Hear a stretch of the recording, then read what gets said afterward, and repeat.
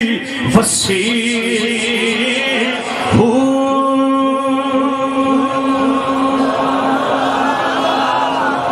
لو دسو میں شعر پڑھ سکتا کہ نہیں؟ نعرہ تکبیر، نعرہ رسالہ، اہل سنت۔ دسو سنیو میں شعر پڑھنا آندھا کہ نہیں؟ جب میں قرآن آندھا تو میں شعر ضرور پڑھنا۔ جب میں حدیث آندھی ہے تو میرے تو ذمہ داری ہے، ہاں شعر ہو بالکل بندہ پڑھ بھی دینا، کوئی حرج بھی نہیں، لیکن قرآن و سنت پہلے شعر پڑھن۔ اور میرے باؤ سلطان نے بھی فکر دی، فرمایا ہاں نفلی نمازاں بھی پڑھیاں، نفلی روزے بھی رکھے، سب کچھ چلے چلیے بھی کیے، پر وہ مراد کو نہ پہنچا۔ مرشد کی ایک نگاہ جو کام کرتی ہے، لیکن مرشد ہونا کیسے چاہیے؟ جس کے دائیں بائیں کڑے ہوں، 5 انگوٹھیوں، بال اتنے لمبے، 12 سال سے غسل نہیں فرمایا، سمجھ کوئی نہیں ہے۔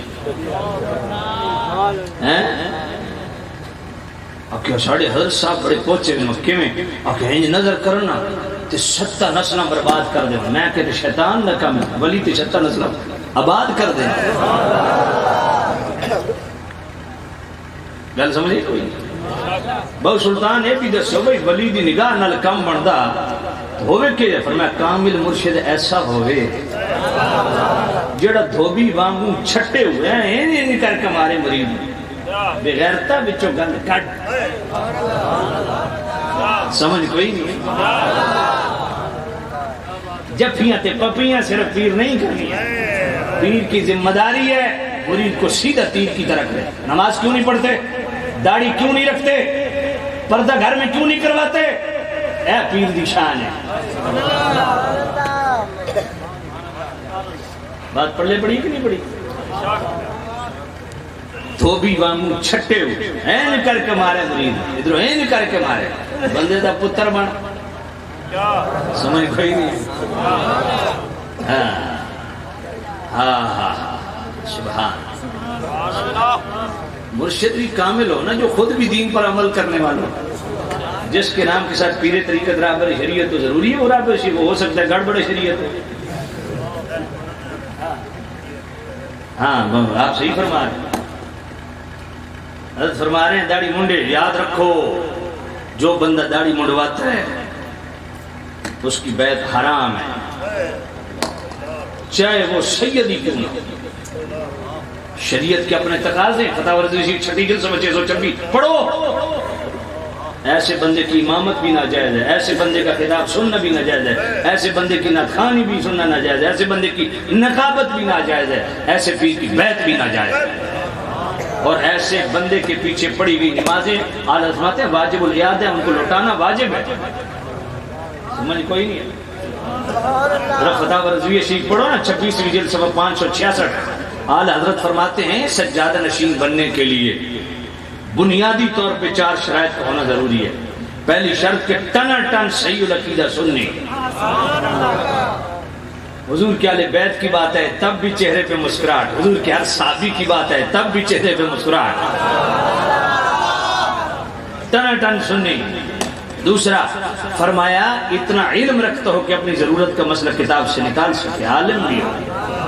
اور تیسرا فرمایا جتنا علم رکھتا ہے اتنا شریعت پر عمل کرنے والا بھی ہو۔ اور چوتھا اس کا سلسلہ نسبت ذات رسول سے متصل ہو، اس کو باقاعدہ طور پہ کہیں سے خلافت ملی ہو، اس کا ہاتھ اپنے مرشد کے ہاتھ میں، مرشد کا مرشد کے ہاتھ میں، مرشد کا مرشد کے ہاتھ میں، یہ اجازت جو ہے وہ اس سے لے کے سیدھا دربار رسالت تک پہنچے۔ بات پلے پڑی ہے؟ فتاوی افریقہ صفحہ 147، فتاوی رضویہ شریف 26 جلد 566۔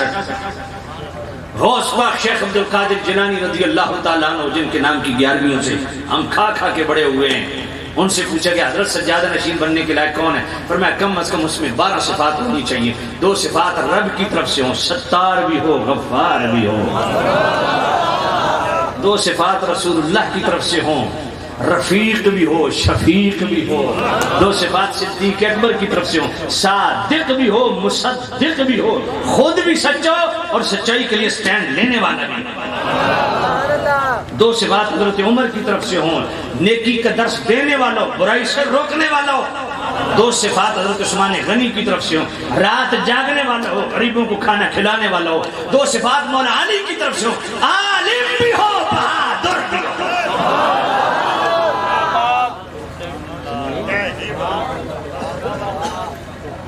غوث پاک نے یہ بھی مہر لگا دی کہ مصطفیٰ کے بعد طہارت اور تزکیہ اور تصفیہ یہ اگر کہیں سے ملتا ہے تو مصطفیٰ کے بعد جس ولی کی ضرورت ہے اس کو ابوبکر صدیق کہتے ہیں۔ حضرت سلطان بہو رحمت اللہ علیہ کو کون کون ولی مانتا ذرا ہاتھ کھڑا کر، سارے مانتے ہو؟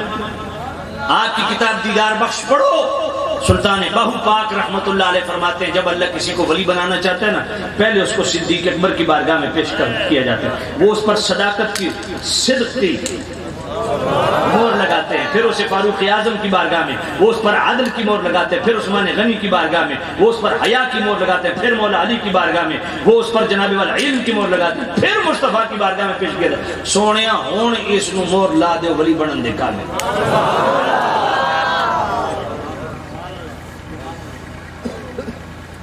بات پلے پہ یہ اللہ امام اسحاق بن راہویہ کا ریفرنس، ابن عساکر کا ریفرنس، السوائق المورق کا ریفرنس، فتاوی رضویہ شریف کی جناب والا 28ویں جلد غایت تحقیق فی امامت علی و صدیق 472 کا ریفرنس۔ مولا علی کا اپنے زمانے میں اپنے زمانے خلافت میں ابن قبا نے سوال کیا کہ یہ پہلے خلیفہ تو آپ کو ہونا چاہیے، ابو بکر کیسے خلیفہ؟ میں بل رأی رأیت، مولا علی نے فرمایا ابو بکر کو ہم نے خلیفہ بنایا۔ اے مولا علی کیوں بنایا؟ فرمایا فلما قبض رسول اللہ صلی اللہ علیہ وسلم نظرنا فی امورنا، جب حضور دنیا سے پردہ کر چکے ہم نے اپنے معاملات میں غور و فکر کیا ہم میں سے کون ہے جو سب سے زیادہ اس بات کا اہل ہے جو خلیفہ بلا فصل بنے۔ اب مولا علی کا جملہ پڑھوں، جو مولائی بیٹھے وہ سبحان اللہ کہتے ہیں۔ مولا علی مشکل کشا شیر خدا فرماتے ہیں فاخترنا لدنیانا مردیہ رسول اللہ صلی اللہ علیہ وسلم لدیننا۔ مولا علی فرماتے ہیں اس ابو بکر کو ہم نے دنیاوی خلافت و امامت کے لیے اس لیے چنا کیونکہ مصطفیٰ نے اپنی زندگی میں ابو بکر کو ہمارا دین کا امام بنایا تھا۔ یہ باطنی خلافت دین سے چلتی ہے یا کسی اور چیز سے؟ دین سے۔ مولا علی فرماتے ہیں دین کا امام تو ابو بکر ہے۔ فبایعنا ابا بکر، مولا علی فرماتے ہیں پھر ہم نے ابو بکر کے ہاتھ میں بیعت کی، فکان لذالک اہلا، وہ اس کے اہل بھی تھے، لم یختلف علی منا اثنان، اس میں کسی نے خلاف بھی نہیں کیا، فادیت ابو بکر حق و رفض الوطاۃ، میں نے ابو بکر کو خلیفہ بلا فصل مان کے ان کے ہاتھ پہ بیعت کر کے میں نے ابو بکر کا حق دیا ہے۔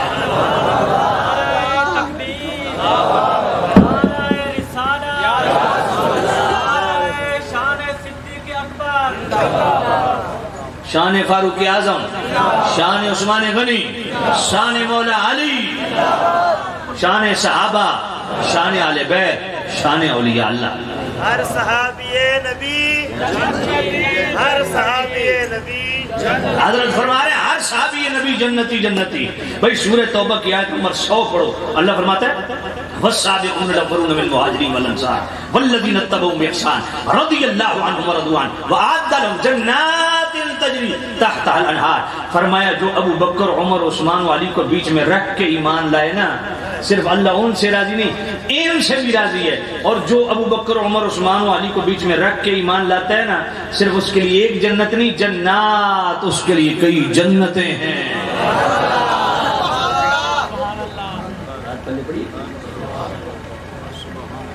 اپنی زندگیوں میں صحابہ والے بیت کو لاؤ، پاکیزگی اور طہارت کو لاؤ، ان اولیاء اللہ کا پیغام بھی ہے۔ بات پڑھنے پڑی ہے کہ نہیں؟ یا ایھا الذین آمنوا اتقوا اللہ، اے ایمان والو تقوی اختیار کرو، وابتغوا الیہ الوسیلہ، اور اللہ کی طرف وسیلہ تلاش کرو۔